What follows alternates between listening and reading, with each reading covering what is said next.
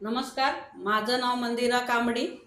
रात्री म्हणजे 14 तारखेला रात्री 14 ऑगस्टला माझे पैसे क्रेडिट झाले माझ्या अकाउंटमध्ये.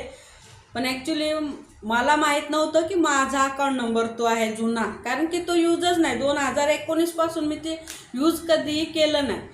आणि मुख्यमंत्री लाडकी बहीण योजनेला जे फॉर्म त्यांनी जे फॉर्ममध्ये डिटेल्स मागवली होती ती टोटली फिलअप केलेली आहे. मी माझ्या घरी आईला फोन केला की तुझे पैसे क्रेडिट झालेत का बघ, कारण माझा नंबर तिच्या पण अकाउंटला कनेक्ट आहे म्हणून मी फोन केला.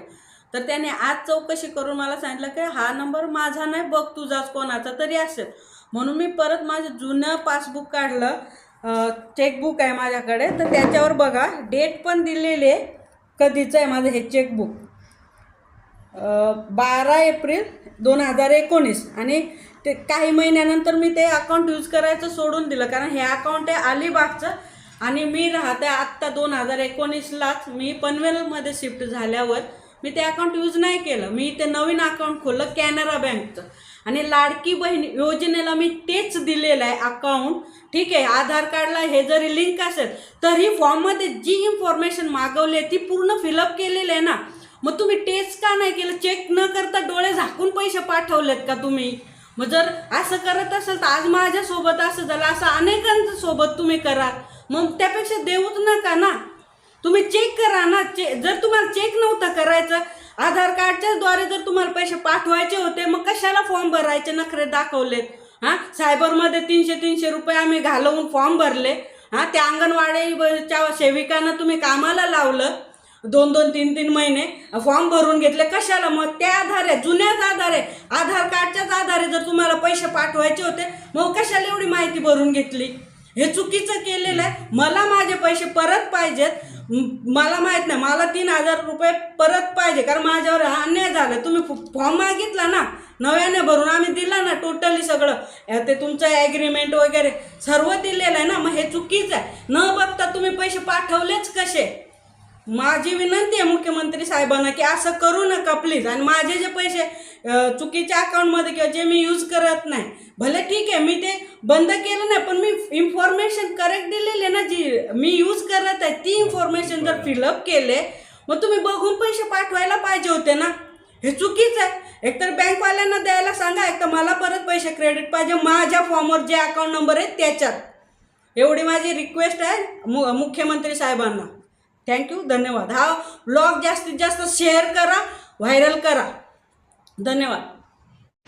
आणि खरं म्हणजे कसं आहे, जर मी चुकून जर माझं जुना अकाउंट नंबर दिला असता आणि त्यात पैसे क्रेडिट झाले असते तर ती माझी चुकी होती, मी मान्य केली असते.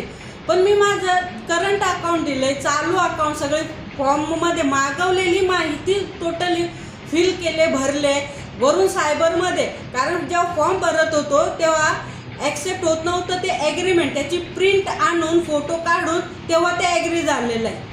मग एवढा सगळा खटाटोप कशासाठी? जुन्या अकाउंटला पैसे जाण्यासाठी, जे यूज करत नाही त्याच्यासाठी. मग फॉर्म नव्हते मागवायचे. आणि दुसरं की माझी एक सगळ्या महिलांना विनंती आहे की जर माझं जसं झालं आहे तसं तुमच्यासोबत होऊ नये म्हणून हा व्लॉग जास्तीत जास्त व्हायरल करा, शेअर करा आणि सबस्क्राईब करा, जेणेकरून सर्वांपर्यंत, सर्व महिलांपर्यंत ही माहिती पोचणं गरजेचं आहे. आणि ज्याने हा व्लॉग बघितला त्वरित जाऊन अकाउंट चेक करा की तुमचं जुनं कुठलं अकाउंट नाही आहे ना, तुम्ही कोणतं अकाउंट दिलेलं आहे. कारण जे माझ्यासोबत झालं आहे, माझे पैसे जुन्या अकाउंटमध्ये जे यूज पण मी कधी करत नाही त्याच्यामध्ये गेले. मी इन्फॉर्मेशन लाईव्ह दिलेली होती, करंटची दिलेली आहे, जे यूज आता करत आहे मी. कारण फॉर्ममध्ये मी भरले आहे, बघा हवं तर. मंत्री साहेबांनी माझं ॲप किंवा माझी प्रोफाईल ओपन करून बघावी की मी चुकीचं भरलं आहे का, आणि मग मला सांगावं का तुला पैसे मिळणार नाही.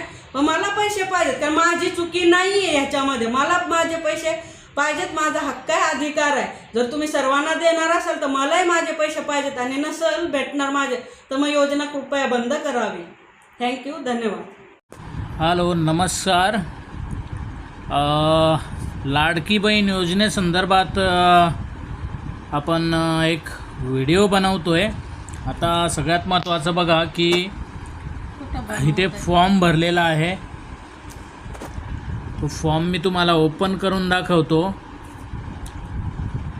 हे टोटली चुकीच्या पद्धतीने पैसे अकाउंटमध्ये टाकण्यात आलेले आहेत. तर सगळ्यात महत्त्वाचा विषय असा आहे की आता मी तुम्हाला दाखवतो ॲक्च्युअल काय आहे आणि काय नाही ते. आता भरलेले अर्ज बघा, यापूर्वी केलेले अर्ज, याला आपण नारी शक्ती जे हे आहे ॲप आहे ते ओपन केलं. आता इथे यापूर्वी भरलेले अर्ज, आता इथे बघा स्टेटस बघा, म्हणजे नाव आहे कॅन्डिडेटचं, मोबाईल नंबर आहे आणि स्टेटस अप्रूव्हल दाखवतं आहे. बरोबर आहे. फॉर्म कधी भरलेला आहे 31/7/2024ला. आता आपण क्लिक केल्यानंतर याचं डिटेलिंग आपल्याला येईल की तुम्ही जो फॉर्म भरलेला आहे त्याच्यामध्ये तुम्ही काय काय दिलेलं आहे, म्हणजे कोणती माहिती भरलेली आहे. आता इथे बघा नाव आहे मंदिरा असू कांबडी, पतीचे नाव रामाराय लेंडी, जन्मदिनांक 14/1987, वय 37 आणि ही इतंभूत चांगली माहिती भरलेली, सगळं म्हणजे जेवढं डिटेलिंग त्यांनी दिलेलं तेवढं भरलेलं आहे.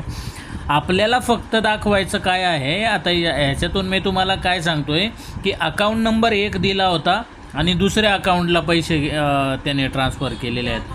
तर जे अकाउंट यूजही केलं जात नाही, जुनं अकाउंट एकदम, त्या अकाउंटला पैसे गेलेले, हे कसं काय पॉसिबल आहे. इथे सगळी KYC झालेली आहे. इथे KYCमध्ये बँकचं पासबुक जोडलेलं आहे. त्याच्यानंतर इकडे नंबर दिलेला आहे, खाते क्रमांक दिलेला आहे, हा खाते क्रमांक आहे आणि IFSC कोडसुद्धा दिलेला आहे बँकेचा, तो सुद्धा चुकलेला नाही आहे. आणि आपल्याला जो पैसे त्याने ट्रान्सफर केलेले आहेत ते कोणत्या अकाउंटला गेले ते सुद्धा मी तुम्हाला दाखवतो आहे.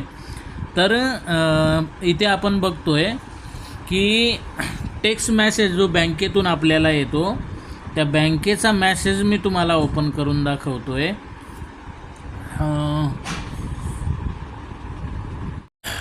त्यांनी जे पैसे पाठवलेले आहे ते your account 5416 has been credited by INR 3000 on 14 ऑगस्टला त्यांनी पैसे पाठवलेले आहेत. मुख्यमंत्री माझी लाडकी बहीण योजना, तिथूनच पैसे आलेले आहेत ते. बरोबर आहे. अवेलेबल बॅलन्स किती आहे 3211. बरोबर आहे. परंतु इकडे अवेलेबल बॅलन्स डबल दाखवला जातो, ते मायनसमध्ये अकाउंट, असं हे सगळे पैसे कट होऊन गेलेले आहेत. 1 रुपया याच्यामध्ये शिल्लक राहिलेला नाही आहे.